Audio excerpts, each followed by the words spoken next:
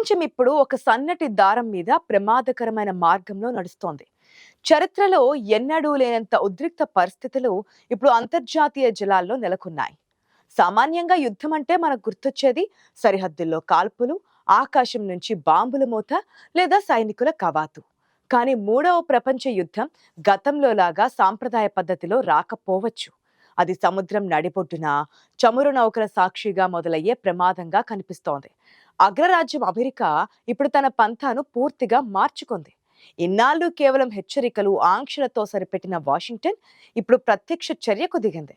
Venezuela అధ్యక్షుడిని బంధించి సంకెళ్లు వేసి ఒక సాధారణ ఖైదీలా అమెరికాకు తరలించిన ఘటన ప్రపంచాన్ని ఉలిక్కి పడేలా చేసింది. కానీ ఆ షాక్ నుంచి తేరుకోకముందే యునైటెడ్ స్టేట్స్ మరొక కొత్త గీత దాటింది.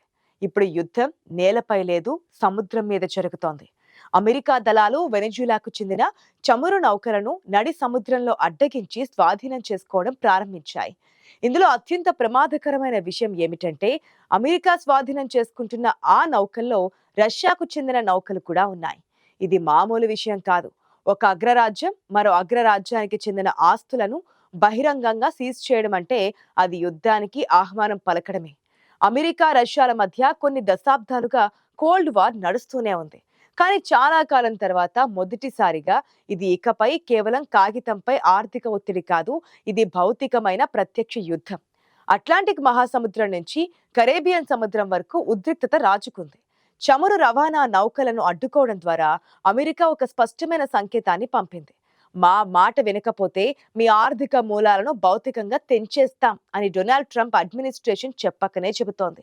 వెనిజులా చమురు ఎగుమతులను అడ్డుకోవడం వెనుక కేవలం ఆ చిన్న దేశాన్ని భయపెట్టే ఉద్దేశం మాత్రమే లేదు, దీని వెనుక పెద్ద కుట్ర ఉంది.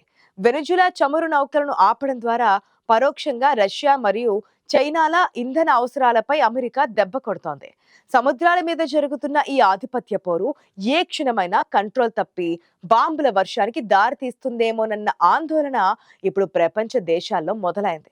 ఒక నౌకను సీజ్ చేసే క్రమంలో చిన్న పొరపాటు జరిగినా లేదా ఎవరైనా ప్రతిఘటించినా అది సముద్రంలో అగ్నిపర్వతాన్ని పేల్చినట్లే అవుతోంది.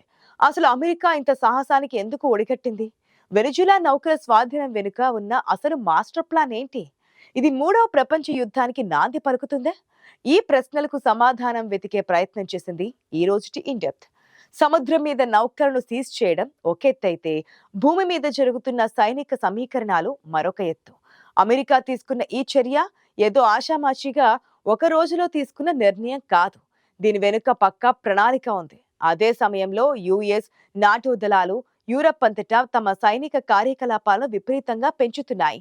జెట్ విమానాలను సిద్ధం చేసి రన్వేల మీద ఉంచుతున్నారు. యుద్ధ ట్యాంకులను సరిహద్దులకు తరలిస్తున్నారు. సైనిక బలగాలను హైలైట్ లో ఉంచుతున్నారు. అధికారికంగా ప్రభుత్వాలు దీనిని సంసిద్ధత లేదా రొటీన్ డ్రిల్ అని పిలుస్తున్నారు. కానీ వాస్తవానికి అంతర్జాతీయ సంబంధాల చరిత్ర తెలిసిన వారికి అర్థమవుతున్న విషయం ఒక్కటే: దేశాలు ఏదో తప్పు జరిగే అవకాశం కోసం సిద్ధమవుతున్నప్పుడు మాత్రమే ఇలాంటి దృశ్యాలు కనిపిస్తాయి. దీని మూలాలు 3 ఏళ్ల క్రితం నాటి రష్యా యుక్రెయిన్ యుద్ధంలో ఉన్నాయి. రష్యా యుక్రెయిన్ మీద సైనిక చర్యకు దిగిన తర్వాత అమెరికా రష్యా మీద అనేక ఆర్థిక ఆంక్షలు విధించింది. నాటోలోని యూరప్ దేశాలు రష్యా నుంచి చమురు కొనకుండా కట్టుదిట్టమైన చర్యలు తీసుకుంది. ఇక్కడే అసలు కథ మొదలైంది. యూరప్ తలుపులు మూసేయడంతో రష్యా తన చమురును అమ్ముకోవడానికి కొత్త మార్గాలను వెతుక్కుంది. భారత్, చైనా వంటి దేశాలు రష్యా చమురును కొనుగోలు చేయడం ప్రారంభించాయి.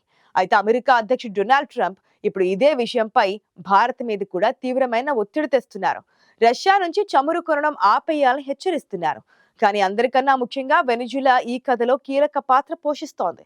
వెనిజులా చమురు రష్యాకు మాత్రమే కాకుండా చైనా మరియు ఇతర యుఎస్ ప్రత్యర్థులకు కూడా ఒక నిశ్శబ్ద ప్రత్యామ్నాయ మార్గంగా మారింది.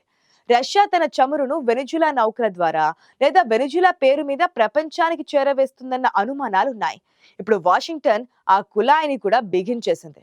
వెనిజులా చమురు ఎగుమతులను భౌతికంగా అడ్డుకోవడం ద్వారా అమెరికా కార్కస్ ను శిక్షించడమే కాదు, అది మాస్కోను, దాని మిత్ర దేశాలైన చైనాను మరొక దిశ నుండి పిండేస్తోంది. యుక్రెయిన్ లో సుదీర్ఘమైన ఖరీదైన యుద్ధంతో ఇప్పటికే కుంగిపోయిన రష్యాను ఆర్థికంగా మరొక దెబ్బ కొట్టి పూర్తిగా ఒక మూలలోకి నెట్టేస్తున్నారు. రష్యాకు డబ్బు వచ్చే ప్రతి మార్గాన్ని మూసివేయడమే అమెరికా లక్ష్యం. యుద్ధం కారణంగా రష్యా ఆర్థికంగా బలహీనపడింది. ఇప్పుడు దాని ప్రత్యామ్నాయాలు కూడా ఒక్కొక్కటిగా తగ్గిపోతున్నాయి. ఈ పరిస్థితి రష్యాను ఊపిరాడకుండా చేస్తోంది. ఇక్కడ మనం అర్థం చేసుకోవాల్సిన అత్యంత కీలకమైన విషయం ఒకటి ఉంది. అమెరికా చేస్తున్న ఈ పనులన్నీ వెంటనే బాంబులు వేయడానికో, క్షిపణులను ప్రయోగించడానికో కాదు. ఇది చాలా కాలిక్యులేటెడ్ రిస్క్. సింపుల్ గా చెప్పాలంటే ఇది ప్రత్యర్థిని మానసికంగా మరియు ఆర్థికంగా తీవ్ర ఒత్తిడికి గురి చేయడం. దీన్ని స్లో పాయిజన్ అని కూడా అనవచ్చు. ఇది నెమ్మదిగా ఊపిరాడకుండా చేసి శత్రువును లొంగిపోయేలా చేసే వ్యూహం. ఇది ఒక భౌగోళిక రాజుకి చెక్మేట్ వ్యూహం. ఈ జియో పాలిటిక్ చదరంగంలో నేరుగా రాజును కొట్టే బదులు రాజుకు అండగా ఉన్న ఒక్కో పావును ఆట నుండి తొలగించడం ద్వారా ఈ ఆట ఆడబడుతోంది. ఆంక్షల ద్వారా రష్యా ఆర్థిక వ్యవస్థ మీద దెబ్బ కొట్టడం ఒక్క ఎత్తుగడైతే, వారి నిధులను ఫ్రీజ్ చేయడం మరొక ఎత్తుగడ. ఇప్పుడు ఇంధన మార్గాలను భౌతికంగా మూసివేయడం, వెనిజులా వంటి సహకరించే మిత్ర దేశాలను భయపెట్టి ఒత్తిడికి గురి చేయడం ఈ వ్యూహంలో భాగమే. రష్యా దగ్గర డబ్బులు లేకుండా చేసి ఆయుధాలు కొనుక్కోలేని పరిస్థితి కల్పించి అప్పుడు రష్యాను బలవంతంగా చర్చల బల్ల మీదకి తీసుకురావాలి. అది కూడా అమెరికా కండిషన్స్ ప్రకారం పుతిన్ తలవంచేలా చేయాలి. ఇది అమెరికా అధ్యక్షుడు డొనాల్డ్ ట్రంప్ సెట్ చేయడానికి ప్రయత్నిస్తున్న జియో పాలిటిక్స్ చదరంగ బోర్డ్. అయితే రష్యా దీనికి మౌనంగా ఉంటుందా? ఇప్పటికే రష్యా తన చమురు ట్యాంకర్ల స్వాధీనాన్ని అంతర్జాతీయ చట్టాలకు విరుద్ధమని, ఇది ఒక పైరసీ చర్య అని తీవ్రంగా ఖండించింది. అంటే సముద్రపు దొంగలు చేసే పని అని ఆరోపించింది. రష్యా విదేశాంగ శాఖ వాడుతున్న భాషకు మరింత పదును పెడుతోంది. మాస్కోలో అసహనం పెరుగుతోంది. ఒత్తిడి తారాస్థాయికి చేరుకుంటోంది. ఇక్కడే అసలు ప్రమాదం పొంచి ఉంది. ఒక బలమైన దేశాన్ని, అందులోనూ అణు ఆయుధాలు కలిగిన దేశాన్ని మరీ ఎక్కువగా కార్నర్ చేస్తే అది తప్పటడుగు వేసే అవకాశం పెరుగుతోంది. ఒక పిల్లిని గదిలో బంధించి కొడితే అది కూడా పులిలా మారి ఎదురు తిరుగుతుందంటారు కదా. మరి ఒక మహాశక్తిగా ఎదిగిన రష్యా తన కళ్ళ ముందే తన నౌకలు సీజ్ అవుతుంటే, ఆర్థిక వ్యవస్థ కూలిపోతుంటే చూస్తూ ఊరుకుంటుందా? అమెరికా వేస్తున్న ఈ ఎత్తుగడలు రష్యాను లొంగదీస్తాయా, లేక పుతిన్ చేతి ఏదైనా సాహసోపేతమైన ప్రమాదకరమైన నిర్ణయం తీసుకునేలా చేస్తాయా అన్నది ఇప్పుడు పరిశీలకులను మింగుడు పడడం లేదు. అమెరికా వ్యూహం అద్భుతంగానే ఉండవచ్చు, కానీ అవతల వైపు ఉన్న రష్యా, చైనాలు కూడా సామాన్యమైన ప్రత్యర్థులు కాదు కదా. అమెరికా అంతిమ లక్ష్యం చాలా స్పష్టంగా ఉంది. రష్యా, చైనాలను కట్టడి చేయడం, అమెరికన్ నిబంధనలపై పుతిన్తో బలవంతంగా చర్చలు జరపడం. యుద్ధం చేయకుండానే యుద్ధాన్ని గెలవాలి అనేది ట్రంప్ సిద్ధాంతం కావచ్చు, కానీ చరిత్ర మనకు ఒక భయంకరమైన సత్యాన్ని చెబుతోంది. పెద్ద యుద్ధాలు సాధారణంగా ఇలాగే ప్రారంభమవుతాయి. ఎవరో వాటిని కోరుకుంటున్నందుకు కాకుండా శక్తివంతమైన నాయకులు తమ పంతం నెగ్గించుకోవడం కోసం మొదలవుతాయి. ఒక్క అడుగు వెనక్కి వేయడానికి ఒప్పుకోకపోవడం వలనే ప్రపంచ యుద్ధాలు వచ్చాయి. నేను తగ్గను అంటే నేను తగ్గను అనే అహంకారమే కోట్లాది మంది ప్రాణాలను బలికొంది. ఏదో ఒక రోజు ఈ ఇద్దరు నాయకుల్లో ఎవరో ఒకరు తప్పుడు అంచనా వేసి చర్యకు దిగుతారు. అవతలివాడు బ్లఫ్ చేస్తున్నాడని అనుకొని బటన్ నొక్కేస్తారు. అప్పుడు పరిస్థితి చేజారిపోతుంది. మరి మూడవ ప్రపంచ యుద్ధం అనివార్యమా అంటే ప్రస్తుతానికి కాదు అనే చెప్పాలి. కానీ ప్రపంచం గత కొన్ని దశాబ్దాల్లో ఎన్నడూ లేనంత ప్రమాదకరమైన దశలో ఉందా అంటే మాత్రం ఖచ్చితంగా అవును అనే సమాధానం వస్తోంది. పుతిన్ గతంలో కంటే బలహీనంగా ఉన్నాడు అన్నది వాస్తవం. రష్యా అనే సింహం గాయపడింది.